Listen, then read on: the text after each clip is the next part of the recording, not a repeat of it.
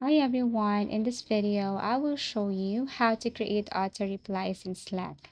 So first, all you have to do is log into your Slack and then go to your workspace right here. And if you wanted to create auto replies, all you have to do is tap your workspace and then go to tools and settings and go to customize workspace. So you have to look for customize workspace that is under tools and settings. So go to customize your workspace, and what you're going to do here is you have to scroll down and tap on this Slack bot. Now under Slack bot, you will see here a button that says add new response.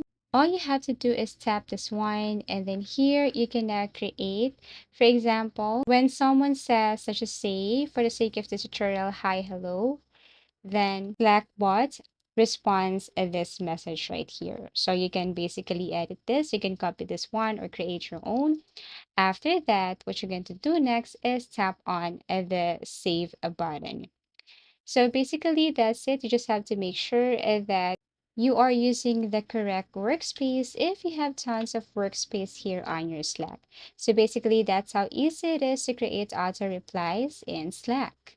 Thank you for watching and see you again in our next video tutorials.